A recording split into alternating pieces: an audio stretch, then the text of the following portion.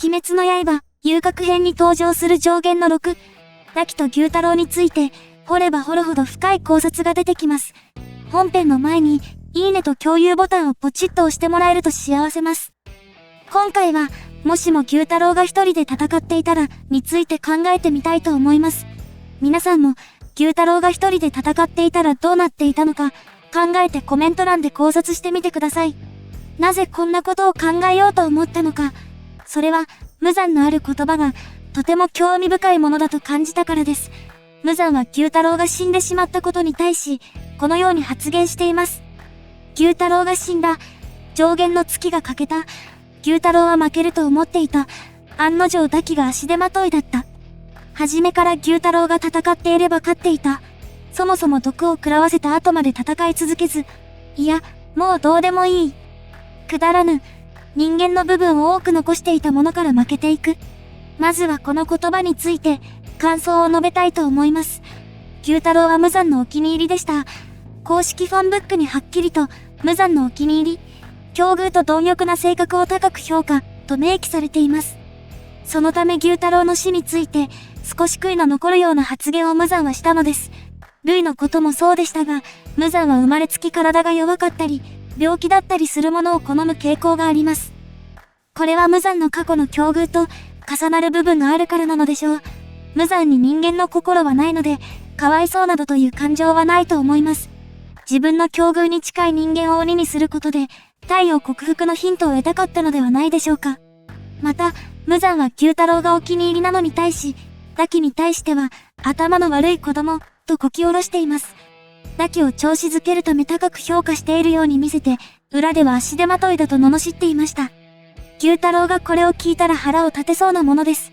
しかし、牛太郎もダキのことを、俺の妹が足りねえ頭で一生懸命やってるのを、いじめるような奴は皆殺しだ、とダキの目の前で発言していました。なので、無惨も牛太郎も、ダキは頭が悪い子供、というのは共通認識だったようです。ここは少し笑えます。そもそも配下の鬼を信用していない無惨が、お気に入りや高評価をつけるということ自体が、異例中の異例ではありますが。というわけで、ここから本題です。無惨の言うように牛太郎が一人で戦っていたら、一体どうなっていたのでしょうか。妄想してみたいと思います。最初から牛太郎が戦っていたら、無惨はこう言っていました。最初から牛太郎が戦っていたら勝っていた。じゃあそれを最初から指示旋回というのは置いといて、牛太郎がそれをしなかったのには何か理由があるのではないか。僕はそう考えました。作中で牛太郎はダキが首を切られた後に登場しています。それまではダキの体の中で眠っています。もしかしたら牛太郎はダキがピンチにならないと起き上がれないのかもしれない。やられた分は必ず取り立てる。この牛太郎の信念が牛太郎の怒りを増幅させ、パワーアップすることができる。なのでギリギリまで起きることがない。という妄想。そもそも体調が悪いというのもあるかもしれない。牛太郎の顔や体に見られる血のシミのようなあざ。そしてギザギザの歯。これは先天性のある病気によく見られる症状です。牛太郎の血は猛毒ですから、体中が猛毒で充満しています。そのため牛太郎は太ることができない。体調不良と引き換えに、かすっただけで死に至るほどの猛毒を体内に保有している。そうも考えられます。なので妹のダキは、体調不良のお兄ちゃんを体内で寝かせている。これが普通の家族なら、なんとけなげなことか。私が働いてくるから、お兄ちゃんは寝てていいよ、的な。いやでも、自分がピンチになったら叩き起こすなんて、やっぱりダキは頭の悪い子供です。また、常に一緒にいたいという気持ちが二人を同化させていた、という面も、考察の余地があるかもしれない。二人同時に首を切られることで、ダキと牛太郎は消滅します。常に一緒にはいたいけど、二人並んでいたら、同時に首を切られるリスクが高くなってしまう。なので、どちらかが中にいた方がとりあえずは安心。離れていれば一生倒されない二人ですが、それはできなかった。なんとも言えない兄弟愛。ダキが中にいた方が最強説も考えました。無惨の言うように、最初から牛太郎が戦えるからです。しかし、二人の潜入場所は遊郭。女性が表にいなければなりません。なのでダキを表に据えた、こういった流れだったのかもしれない。九太郎が一人で戦っていたら、九太郎が初めから戦っていれば、という鬼物事務山の発言、指示をしなかったお前が悪い。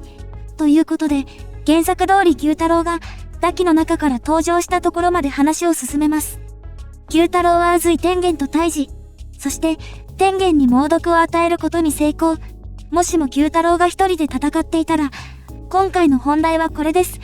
九太郎が一人で戦うためには、ここからどうにかして堕鬼を逃がす必要があります。堕鬼が復活した後、堕鬼を戦わせずに逃がす。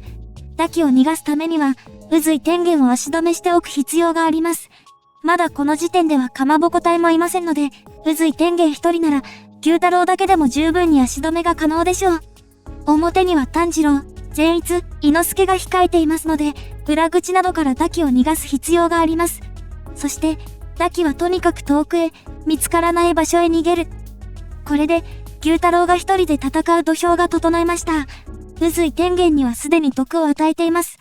なので、放っておいても死んでしまうでしょう。あとは炭治郎、善逸、伊之助にも毒を与えてしまえば九太郎の勝ち。九太郎一人に対し、相手は4人。4人を相手にしながら、それぞれに毒を与えることはできるのでしょうか。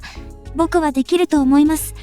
九太郎は鬼なので、血気術を使いすぎなければ、体力的に人間よりもかなり有利です。宇髄天元は毒によりだんだんと弱っていくはずなので、炭治郎、善逸、伊之助に毒を与えることだけに集中すればいい。炭治郎も体力の消耗が激しいので、善逸と伊之助に気をつけていればいいでしょう。炭治郎は、九太郎相手にまともに戦えていませんでした。善逸、伊之助に関しても同じレベルだと思います。なので、柱の天元が弱っていくほどに、九太郎が有利になっていく流れになるでしょう。全員に毒を与えてしまえば、九太郎は無理に戦う必要がありません。猛毒により、いずれ全員死んでしまうからです。そして、九太郎は首を切られても死にません。堕鬼はすでに逃げているからです。怖いのは太陽だけ。しかしこれも問題なし。遊郭編は、夜明けまではまだ猶予がある状態です。全員が毒で弱っていけば、逃げなくても九太郎は勝つことができるでしょう。逃げても勝ち。逃げなくても勝ち。これは、無惨の言う通り以上の展開だったかもしれない。ただ、一つだけ懸念材料があります。それは禰豆子です。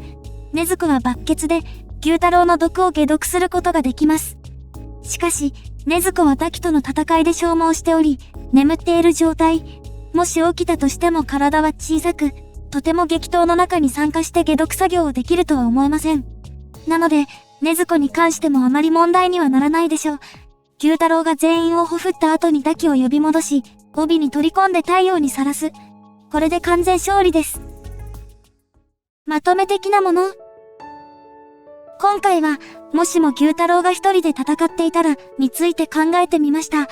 僕は九太郎の完全勝利と考察しましたが、皆さんはどう思われますか？ぜひコメント欄で考察してみてください。全員毒で弱ってきたら、そのタイミングで堕鬼を戻すというのも有効な気がします。なんだか今回は、堕鬼と九太郎の立場で考えてしまいました。逆に炭治郎たちが勝つ方法はあるのでしょうか？とにかく毒を食らったら終わりですから、非常に厳しい戦いになるのは間違いないでしょう。禰豆子の消耗がなければ、解毒によりうまく立ち回れていたかも。抜血は攻撃にも使えますし、もしかしたら抜血で、九太郎の体にある毒も全部消せてしまえるかも。そうなったらただのカマキリ男。これも少し笑えます。というわけで、今回の記事は以上となります。それではまた。